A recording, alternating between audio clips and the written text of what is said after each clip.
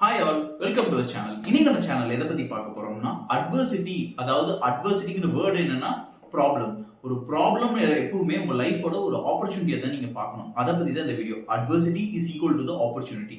உலகத்துல இருக்கிற எந்த ஒரு சக்சஸ்ஃபுல் பிசினஸ் மேனா இருக்கட்டும், அதிகமா பணம் பண்ண ஒரு டாப் பீப்புள் எல்லாருமே லைஃப்ல மிகப்பெரிய ஸ்ட்ரகிளை சந்திச்சுட்டு தான் வந்திருப்பாங்க. அந்த ஸ்ட்ரகிளுக்கு ஒரு சொல்யூஷனை கண்டுபிடிச்சு அந்த சொல்யூஷனை பல மக்களுக்கு வித்திருப்பாங்க. அந்த சொல்யூஷன் மூலியமா ஒரு பிசினஸ்க்கு பயங்கரமான ரெவென்யூ ஜென்ரேட் பண்ணிருப்பாங்க.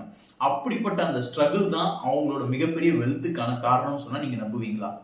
அந்த ஸ்ட்ரகிளை நம்ம எப்படி வெல்த்தா மாத்துறது இல்ல எப்படி சக்சஸா மாத்துறது சொல்லி இந்த வீடியோ நம்ம பார்க்க போறோம். வாங்க வீடியோக்குள்ள போவோம்.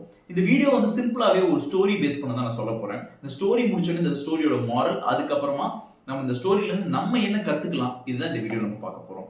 ஃபர்ஸ்ட் நம்ம ஸ்டோரிக்குள்ள போயிடுவோம். மைக்கேல் ஹேன்னு ஒரு மிகப்பெரிய கார்பரேட் வேர்ல்டுல இருக்கிற ஒரு சேல்ஸ்மேன் இருக்கிறாரு.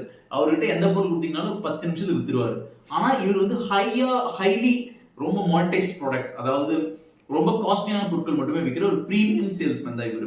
இவர் வந்து தினமுமே ஆஃபீஸ்க்கு தன்னோட ஃபேவரட்டான கோட்டை மாட்டிக்கிட்டு போயிடுவாரு. அங்க போயிட்டு ஒரு காஃபி குடிச்சிட்டு அவர் கிளைண்ட்ஸ் எல்லாம் மீட் பண்ணிட்டு இமெயில்ஸ் எல்லாம் ரிப்ளை பண்ணிட்டு லஞ்சுக்கு வந்து ஒரு கிளைண்டோட சாப்பிட்டுட்டு இப்படிதான் அவரோட டே ரொட்டீனே போகுது. ஈவினிங் ஆனா வீட்டுக்கு போயிடுவார். இப்படி இருக்க ஒரு டே ரொட்டீன் ஒரு நாள் அதே மாதிரி ஆஃபீஸுக்கு போற ஒரு கோட்டை போட்டுட்டு அங்க அவர் பாஸ் சொல்றாரு, இன்னைக்கு நீ எல்லாம் முடிச்சுட்டு ஈவினிங் வந்து என்ன மீட் பண்ணுங்கிறாரு.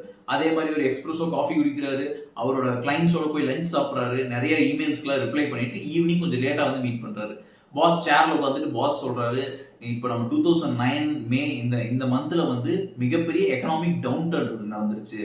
ஸோ நம்ம எல்லா குட் எம்ப்ளாயிஸும் ஃபயர் பண்ணிட்டு இருக்கிறோம்.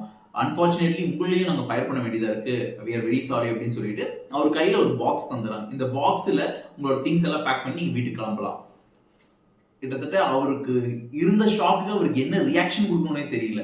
இருந்தாலும் தான் வந்து ரொம்ப சோகமா இருக்கிறது தன்னோட கொலீக்ஸ்லாம் காட்டிக்கூடாதுன்னு சொல்லிட்டு ஒரு நார்மலான ஃபேஸை வச்சுட்டு அவர் திங்ஸ் எல்லாம் பேக் பண்ணிட்டு நைட் 2:30 மணி வரைக்கும் வீட்டுக்கு போகாம, ஏன்னா ஒய்ஃப் கிட்ட எப்படி சொல்றது நமக்கு வேலை போயிடுச்சுன்னு சொல்லிட்டு 2:30 மணிக்கு அப்படியே வீட்டுக்கு போறாரு.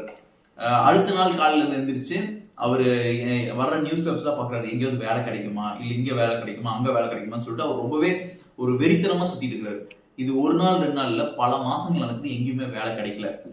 பட் ஆனா அவர் கண்டினியூஸா ட்ரை பண்ணிட்டே இருந்தாரு, ஏதோ ஒன்று கிடைச்சிரும்னு சொல்லிட்டு. அப்புறம் ஓரளவுக்கு ஃபெட்டப் ஆயிட்டு அவரோட ஃப்ரெண்ட்ஸ் கிட்ட எல்லாம் பேசிட்டு இருக்கும்போது ஒரு ஃப்ரெண்டு சொல்றாரு, டேய் என்னோட கடையில நிறைய மேட்ரஸ்லாம் இருக்குது, விற்காம இருக்கு, 1000 இருக்கு, நீ இதை வாங்கி வேணா விற்கிறியா அப்படின்னு சொல்லி கேட்கும்போது இவர் யோசிக்கிறாரு, மேட்ரஸ் நான் ஒரு பிரீமியம் சேல்ஸ்மேன், நான் எப்படி மேட்ரஸ் வாங்கி விற்கிறது?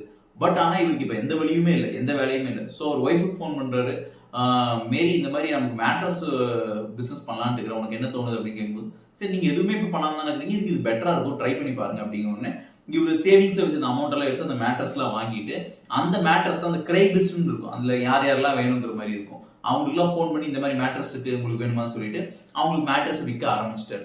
ஸோ கொஞ்ச நாள் போக போக அந்த அவங்க ஒய்ஃப் மேரியும் சப்போர்ட்டுக்கு வராங்க, ஒரு வெப்சைட் உருவாக்குறாங்க, அதையும் தாண்டி யூடியூப்ல விளம்பரம் கொடுக்குறாங்க. இந்த மாதிரி எங்களோட மேட்ரஸ்லாம் இருக்கு, சூப்பரான மேட்ரஸ், நீங்க வந்து உடனே இங்க வந்து வாங்கிட்டீங்கன்னா உங்களுக்கு வந்து நாங்க வந்து ஃப்ரீயா டெலிவரி பண்றோம் அப்படின்னு சொல்றாங்க.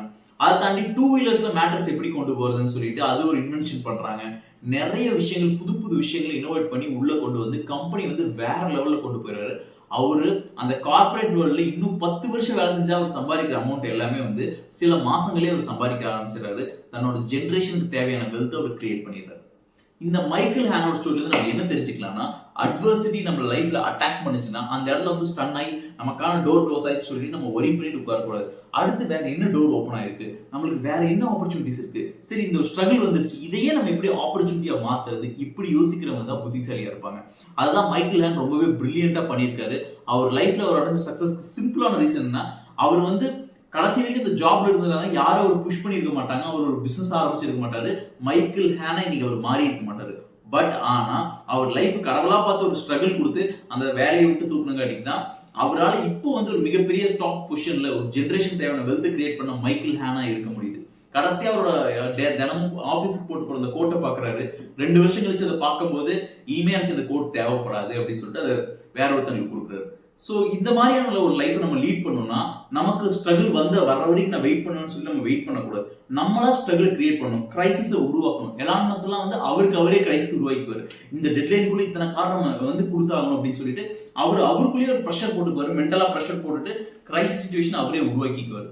அதை அப்படியே தான் எம்ப்ளாய்க்கு டிரான்ஸ்ஃபர் பண்ணி தான் டெஸ்லா வந்து நம்பர் 1 கம்பெனியை கிட்டத்தட்ட டாப்க்கு இருக்கிற கம்பெனியை கொண்டு வந்திருக்காரு. ஸோ நம்மளும் இந்த டெக்னிக்ஸை ஃபாலோ பண்ணுவோம். நமக்கு ஓனா கிரைசிஸை உருவாக்கி நம்ம ஒரு பிசினஸ்லயோ இல்ல நம்ம ஜாப்லயோ நம்ம டெட்லைன்ஸ் செட் பண்ணி நம்ம மேலும் மேலும் ஹையரான கோல்ஸ் ரீச் பண்ணுவோம். உங்க லைஃப்ல நடந்த ஒரு கிரைசிஸ் ஒரு ஆப்பர்ச்சுனிட்டி என்னன்னு சொல்லி கீழே நீங்க கமெண்ட் பண்ணுங்க. And then bye, Naveen, see you, Naveen signing off.